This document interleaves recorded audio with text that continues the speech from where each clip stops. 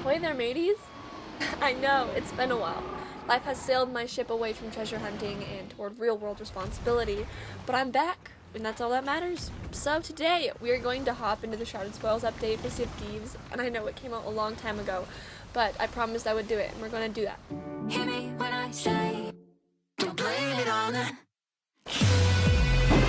don't blame it on the don't blame it on the don't blame it on the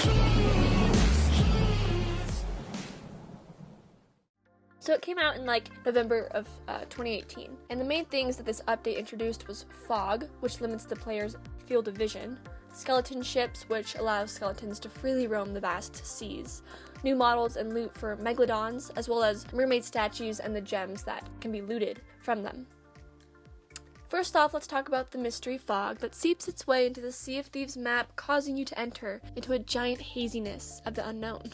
A ship could be only a little ways away and you wouldn't have a clue, or an island or a rock could be near, just around the corner, and you could end up accidentally hitting it. During times you find yourself in situations with no clear direction like this, climb up to the crow's nest and this should give you a better field of view.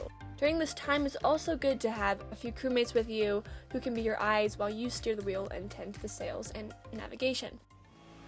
In general, I think Sea of Thieves is way more fun when you have crewmates or friends to play with. It will spice things up a little bit if you find a few crewmates, so use this comment section under this video as an opportunity to find people to play with. It's so much more fun when you have people to play with, and there's so many more benefits to the game. Alright, so next up on the list, let's talk about the Megs. Oh, and by the way, anyone see that movie, The Meg? It was a fun movie, okay, like something to go watch with friends or whatever, and just watch this giant shark eat a bunch of little people that you never really cared about. Shrouded Spoils update added different kinds of Megs. There are 5 different kinds of Megalodon sharks that can appear while you're minding your pirate business, fishing, steering, navigating, etc, etc. These shark types include the original Meg, the crested queen Meg, the shadow maw, the ancient one, and the shrouded ghost. Now, when I talk about skins, so say you have like a blunderbuss, you buy different kinds of blunderbusses, but the advantages and disadvantages of the gun doesn't change. The gun just looks different. That's what I mean by a skin. But with Megs, yes, they look different on the exterior. That actually tells you the Meg's aggression, its rarity, and the first time you defeat a particular kind of Meg, you receive a particular commendation. A few side notes about Megalodons that you probably want to know if you ever encounter one. Megalodons won't go near islands and will eventually leave if you get close enough to one. And when they charge, they can leave from 3 to 5 holes in the player's ships. However, the big number of holes the Meg can leave can be reduced to only 1 hole in your ship. And how do you do this? Well, if you shoot 2 or 3 cannon shots at the mouth of the charging Meg before it's through with charging your ship, it will only leave 1 hole instead of a bunch that you have to fix later. When it comes to Megalodon loot, what they drop is completely random. They will drop any kind of loot except a chest of legends and a box of wondrous secrets. The loot can be found in the exact spot you killed the fishy sucker, and Megalodons will also drop 3 to 5 pieces of meat.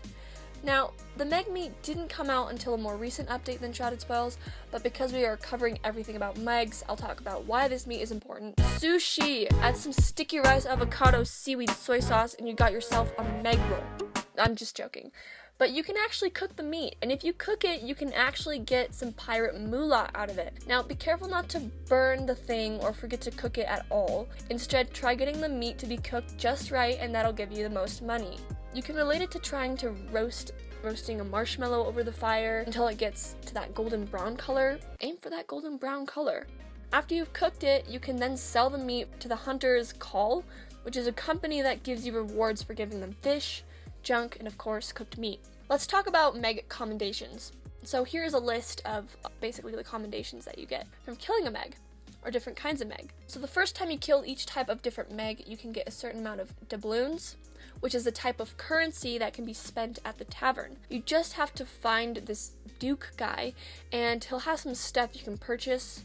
So I think that's it for Megs. Let's move on to skeleton ships. You know, there's quite a bit to cover on skeleton ships, so I'll be making a separate video to cover this entirely, as well as the different ways you can defeat the guys.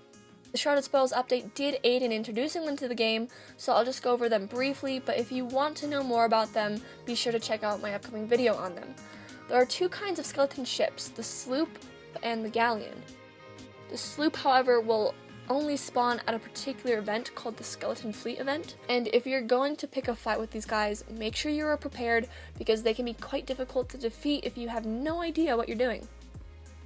Last, but definitely not least, let's go into mermaid statues, what they are, and the loot you can obtain from cracking them open. Mermaid statues can be found underwater of island seashores. Like sirens, when you get close to a mermaid statue, you will hear a haunting and dark tune. The statue can glow one of 3 different colors, green, blue, or red, and there are different ways to destroy mermaid statues to obtain the gems that can be found inside of them, which can be worth up to 2,000 gold. They can be destroyed with basic weapons, but cannonballs and gunpowder barrels are usually the way to go. Some gems are easier to obtain than others because the statue's health actually regenerates. So the color of the statue tells you how fast the statue's health will regenerate. Blue statue heals most slowly and is the easiest to obtain, meaning it can be done by you individually. The emerald statue heals moderately, and red glowing statues are the hardest to break, requiring multiple crewmates and many gunpowder barrels to destroy. So here's a list of the commendations that can be achieved once you have broken a certain number of particular colored statue. Also, all this stuff is coming from the wiki, so if you're still not clear on anything, just go to the wiki, it can clarify things for you. Well, that's it for now, and I hope you guys came out of watching this video with more knowledge than when you sat down, saw my alluring thumbnail image, and clicked on it. Please stay tuned for my next videos on content within the remarkable realm of Sea of Thieves, and I will see you all later. Bye-bye.